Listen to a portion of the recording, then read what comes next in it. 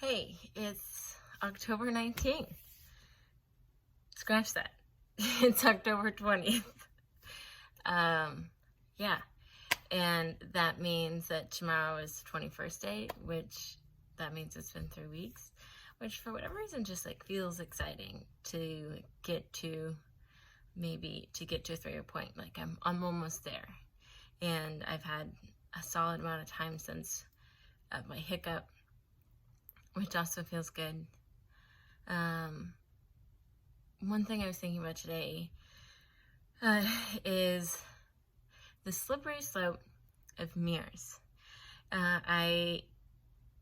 Because of the pandemic, I haven't really been wearing a lot of makeup. I mean, it just kind of like started back at the beginning of it, and it was winter, and I didn't care, and I didn't have anyone to impress, and I was never left the home. And like so many of us, I got into not shampooing my hair, and I didn't really bother putting on makeup, and just wore a lot more casual clothing. And now I'm out in the world and I work, and a couple weeks ago all of my makeup kind of just like ran out, and I didn't bother buying any right away or anything. And then I finally was like, all right, I've got a few things coming up. It'd be nice to like have some foundation and some eyeliner again.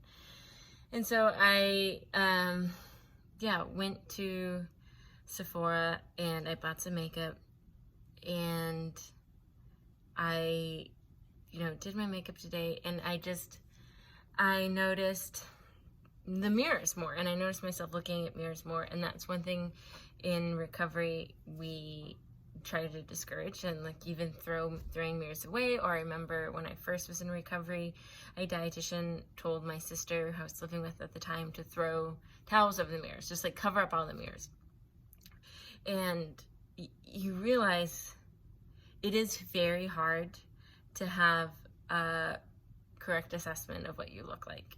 And I remember my sisters telling me that my lips were really thin, or there are certain pictures, where I look really anorexic. And I think we all have had those pictures and kind of know what I'm talking about if you struggle with a disorder. But also like body dysmorphia is just like, everybody's got it, I swear, or like most people do.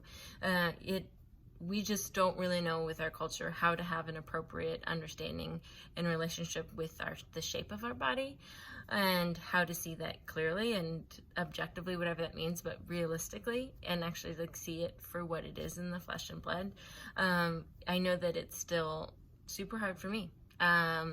Even now that I don't have not having a scale and not having a lot of mirrors really helps me, and I can go more by the feel of my clothes and how I fit in them, because there's just like more grace and fluctuation in that. But there's this one really big mirror in my loft apartment, and then I have like one small mirror I do my makeup in, that I don't see my body in. So I just have one full length, full body mirror, and it's in the middle of my loft apartment, and it's double-sided. It's my bathroom door, essentially. And so I can look at my body pretty much from any angle in the room. Whether that's my bed or my kitchen or my loft, the couch, it's a loft. It's a singular space, and there's a large-ass mirror in the middle of it.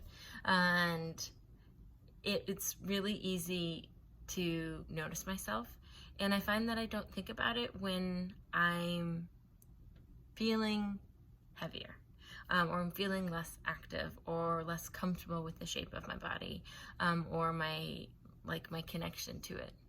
And I find myself looking at it a lot more when I'm doing exercises, because I also work out and do my YouTube videos in my apartment, and when I'm running, or if I'm just feeling, and it doesn't even mean that I have lost any weight or anything like that. It's just total perception and how I perceive myself and how I perceive my body. And if I'm feeling really good about it, I notice that I look in the mirror more.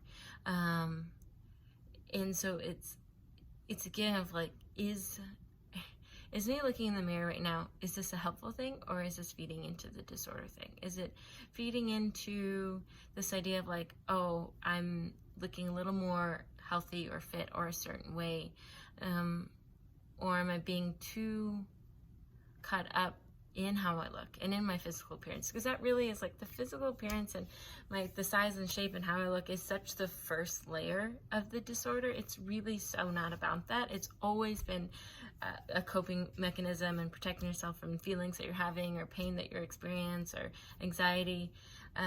It's just like you like pick how your body looks as the thing to focus on. And so sometimes it just reminded me of that when I was doing my makeup. When I don't do my makeup, it's kind of like, I look how I look, and I just am not preoccupied with it as much, or I don't bother doing my hair. But when I start doing my hair again and I wear makeup and I'm starting to hyper focus again on what I look like and looking in the mirror and catching myself more often like assessing my beauty and my appearance, that doesn't bring me life and it doesn't make me feel better. And so I'm still figuring out the balance of like a healthy relationship with a mirror. Is it good to have around, or maybe at times it's not and it's okay to throw something over it, or why it is that I'm looking in the mirror. And that again is a really hard thing to stop and ask yourself, but it's something I want to be worth. I think it's a little trick, and I think that I fall into it pretty easily. I know I'm still a bit vain. I don't know. It's a tricky thing. I think a lot of people can relate to that.